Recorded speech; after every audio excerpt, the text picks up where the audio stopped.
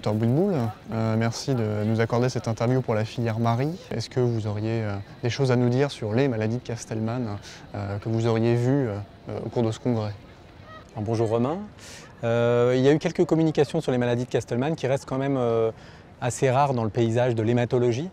Je voulais revenir sur deux points, sur une forme de maladie de Castleman particulière qui est la maladie de Castleman liée au virus HHV8.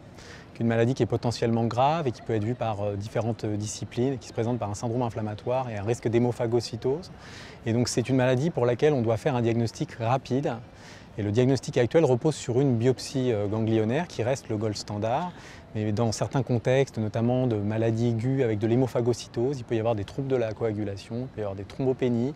On peut ne pas avoir accès à la biopsie ou le rendu de biopsie est tardif. Et donc on a besoin de développer des outils pour augmenter la rapidité de ce diagnostic. Et donc, il y avait déjà une publication sur la détection de cellules infectées au cours des poussées de maladie de Castleman HHV8. Ce sont des cellules qui ont un phénotype très particulier, avec une spécificité de 100% qu'on ne rencontre pas dans d'autres pathologies liées à HHV8 ou pas, mais une sensibilité qui était de l'ordre initialement de 80%, et puis dans le travail que j'ai vu, où 50 patients atteints de poussée de Castleman HHV8 ont été regardés, on est plutôt à 60% de sensibilité. Donc c'est un bon test, mais effectivement quand il est négatif, ça n'élimine pas le diagnostic de Castleman. Et donc les chercheurs ont développé des techniques qui permettent sur le sang d'hybrider directement certains transcrits de virus HHV8.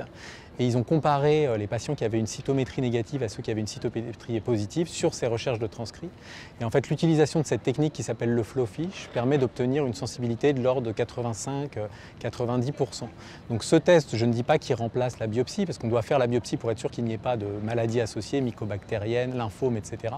Mais ça va probablement émerger comme une technique de diagnostic rapide, ce qui va nous aider à décider d'un traitement urgent sans attendre le résultat de cette biopsie.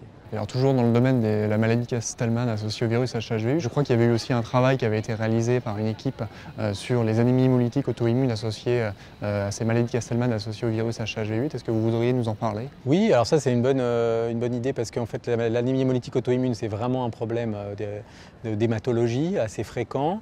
Les causes sont variables et dans les causes, dans le spectre étiologique des anémies hémolytiques auto-immunes à anticorps chauds, maintenant apparaît la maladie de Castleman liée au virus HHV8, et dans ce poster en fait les auteurs ont repris un certain nombre de cas de patients avec une maladie de Castleman associés à une anémie hémolytique auto-immune à anticorps chauds. Donc il faut penser à la maladie de Castleman si on a un patient qui a une anémie hémolytique auto-immune avec des adénopathies. Il n'y a pas que les hémopathies lymphoïdes, et donc il faut faire la biopsie et faire la PCR HHV8.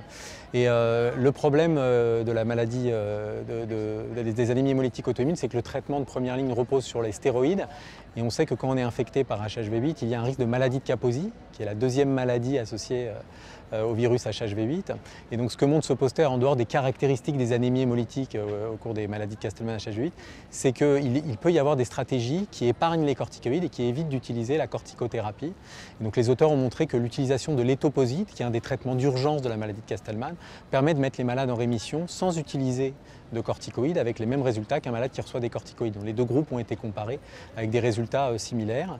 Et ensuite, un traitement de fond pourrait être initié à base de rituximab, mais l'étoposide a l'air d'être un traitement qui permet d'arrêter le processus d'hémolyse, et donc qui est assez prometteur, et limiter le risque kaposien. Justement des travaux assez intéressants sur la maladie de Castleman associée au virus HHV8. Et pour ce qui est des autres formes de maladie de Castleman, est-ce que vous avez noté d'autres travaux qui auraient pu relever d'un intérêt pour la filière Marie? Alors, il y a, à côté de la maladie de Castleman liée au virus HHV8, il y a la forme de maladie de Castleman multicentrique idiopathique. Là-dessus, c'est encore difficile sur la physiopathologie. C'est une maladie très inflammatoire dont on ne connaît pas la cause.